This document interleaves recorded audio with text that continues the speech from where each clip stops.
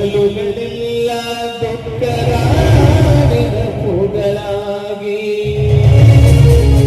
ಪಾಪದ ಎತ್ತಿನ ಬಂಡಿಯ ಚಕಡಿಯಾಗಿ ಈ ಕಾಲವೆಂಬ ಕೈಯಲ್ಲಿ ತಕ್ಕಡಿಯಾಗಿ ಬಾಳೋರೆ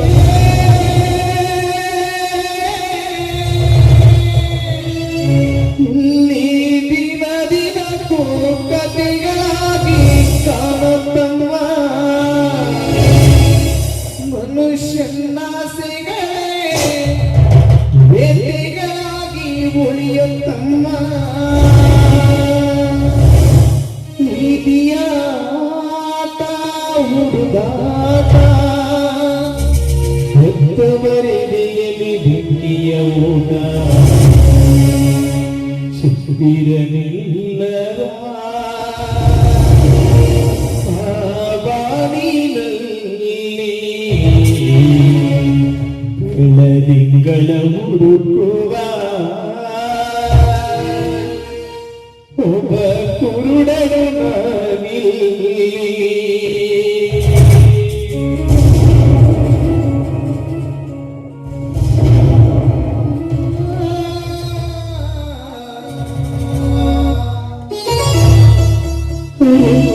ರೂಪವಿಲ್ಲದಿರುವ ಲೋಕ ನಮ್ಮದು ಈ ಸ್ವಾರ್ಥ ಒಂದೇ ಬಡವರ ಆಳುವಂಥದ್ದು ಇಲ್ಲ ಇಲ್ಲಿ ಒಳ್ಳೆಯದು ಇಲ್ಲ ಕೆಟ್ಟದ್ದು ಹಾಗೆ ಪಡೆಯೋದೆ ಆ ದೇವರ ಕೊಟ್ಟಿದ್ದು ನಂಬಿಕೆಯೇ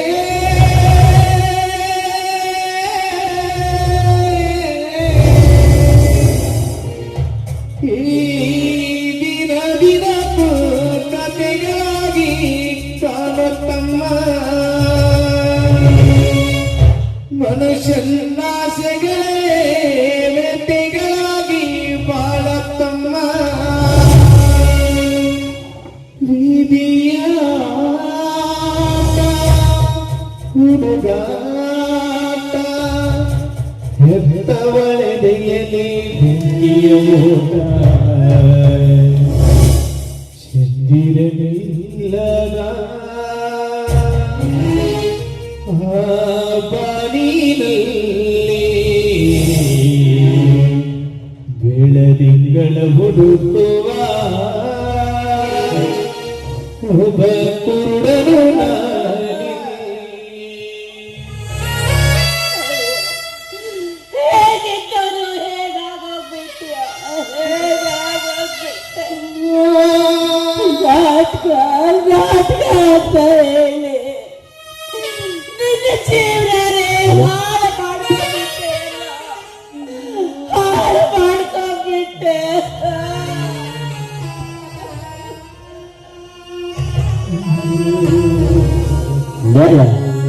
ಅನ್ಯಾಯ ಮುಂಚೆ ಮಾಡ್ತಾ ಅರ್ಥವಿಲ್ಲ ಜಾನಕಮ್ಮ. ಕರ್ಮದಲ್ಲಿ ಬಂಧವನ್ನು ಅನುಭವಿಸಲೇಬೇಕು. ಮಗನಿಂದ ಮೊದಲೇ ನಿನ್ನ ಸತ್ತು ಹೋದ್ರೆ ಹೆತ್ತ ಮಗನ ಬೀದಿ ಹೆಣವಾಗುತ್ತಾನೆ. ಇದು ನಿನಗೆ ನ್ಯಾಯನ? ಇಲ್ಲ ಇಲ್ಲ ಇಲ್ಲ, ಹೆತ್ತ ಮಗನಿಗೆ ವಿಷ ಹಾಕುವುದು ಇದು ಯಾವ ನ್ಯಾಯ? ನ್ಯಾಯ ಅನ್ಯಾಯ ಅನ್ಕೋತ ಕೂತ್ರೆ ಆಗೋದಿಲ್ಲ ಜಾನಕಮ್ಮ. ಮರು ವಿಚಾರ ಮಾಡದೆ ನಿನ್ನ ಮಗನಿಗೆ ವಿಷ ಹಾಕಿ ಕೊಂದ್ಬಿಡು. ಹೌದು, ನನ್ನ ಮಗನಿಗೆ ವಿಷ ಹಾಕಿ ನಾನು ಕೊಲ್ಲಬೇಕು. ದ್ವೇಷ, ಅಸೂಯೆ, ಈರ್ಷೆ ತುಂಬಿರೋ ಈ ಹೊಲಸು ಪ್ರಪಂಚದಲ್ಲಿ ಮುಕ್ತ ಕತ್ತಲದ ಬಿಟ್ಟು ಹೋಗಬಾರ್ದು.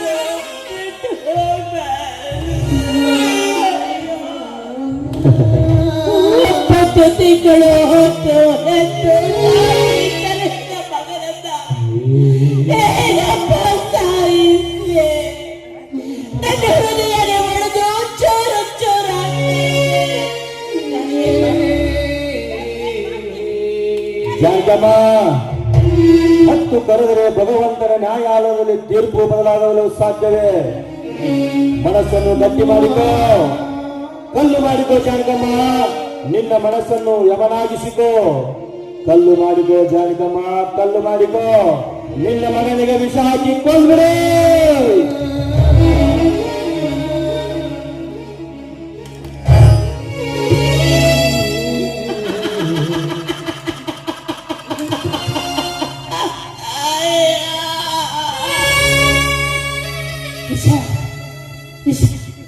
ನಾನು ಯಮನಾಗಲೇಬೇಕು. ನನ್ನ ಮಗನಿಗೆ ನಾನು ಯಮನಾಗಲೇಬೇಕು. ಹೇ ದೇವ, ಈ ನಿನ್ನ ನ್ಯಾಯ ಎನ್ನುವ ನ್ಯಾಯಾಲಯದಲ್ಲಿ ಧಿಕ್ಕಾರವಿರಲಿ, ನಿನ್ನ ನ್ಯಾಯಕ್ಕೆ ಧಿಕ್ಕಾರವಿರಲಿ. ನನಗೆ ಪರಿಸ್ಥಿತಿಯನ್ನ ಯಾವ ತಾಯಿಗೂ ಕೊಡಬೇಡಪ್ಪ, ಯಾವ ತಾಯಿಗೂ ಕೊಡಬೇಡ.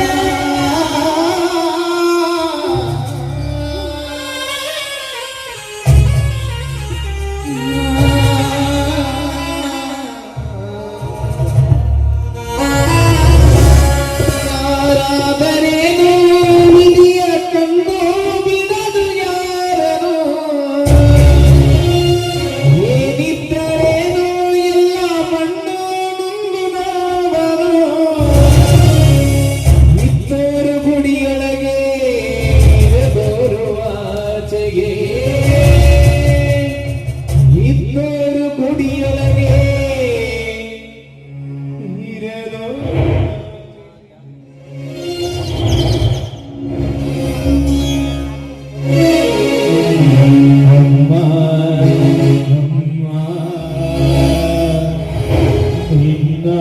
ತ್ಯಾಗಕ್ಕೆ ಅಮ್ಮ, ಅಮ್ಮ ನಿನ್ನ ಪ್ರೇಮಕ್ಕೆ ಸರಿ ಸಾಟಿ ಯಾರು ಇಲ್ಲ, ನಿನಗಿಂತ ದೇವರಿಲ್ಲ. ಸರಿ ಸಾಟಿ ಯಾರು ಇಲ್ಲ, ನಿನಗಿಂತ ದೇವರಿಲ್ಲ. ಅಮ್ಮ, ಅಮ್ಮ ನಿನ್ನ ಪ್ರೇಮಕ್ಕೆ ನೀ ಕೊಟ್ಟ ಪ್ರಾಣವನ್ನು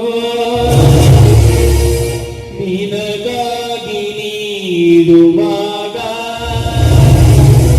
ನಾ ಕಾಣಲಾರೆ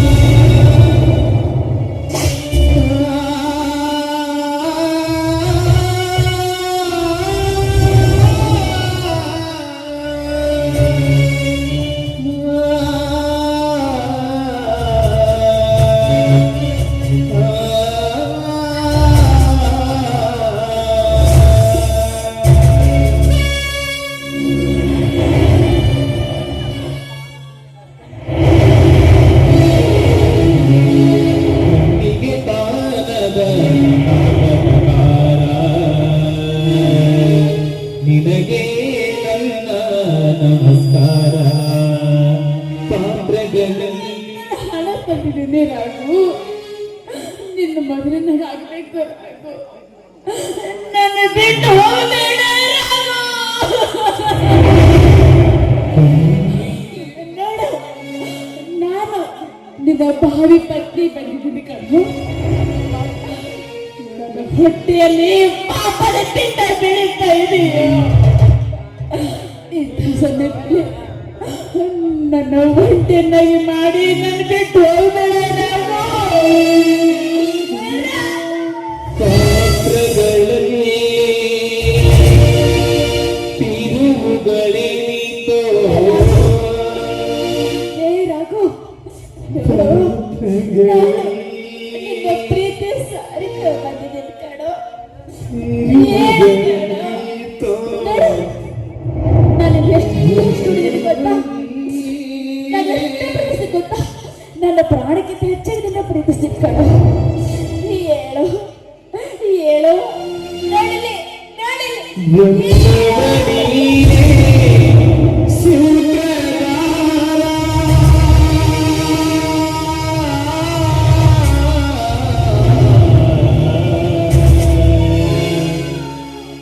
ಕಣ್ಣಿಗೆ ಕಾಣದ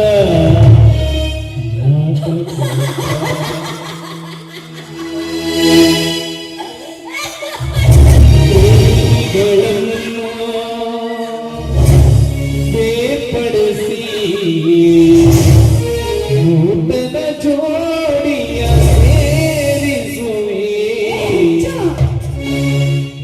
ಕಲೆ ಕಲೆ ಕಲೆ ಕಲೆ ನನ್ನ ಬದುಕು, ಕಲೆ ನನ್ನ ಉಸಿರು, ಕಲೆ ನನ್ನ ಜೀವನ ಅಂತ ಪಡ್ಕೊಂಡು ಸಾಯ್ತಿದ್ದಲ್ಲ ಹುಚ್ಚ. ನಾನೀಗ ಏನಾಯ್ತು? ನಾಟಕ ಮಾಡ್ತೀನಿ ನಾಟಕ ಮಾಡ್ತೀನಿ ನಾಟಕ ಮಾಡ್ತೀನಿ. ಈ ಸಮಾಜದಲ್ಲಿ ಕಲಾವಿದರಿಗೆ ಬೆಲೆಯೂ ಇಲ್ಲ, ಬೆಲೆಯೋ ಯಾರು ಕೊಡಲ್ಲ. ನಮ್ಮ ಹುಚ್ಚ ಕಲಾವಿದರು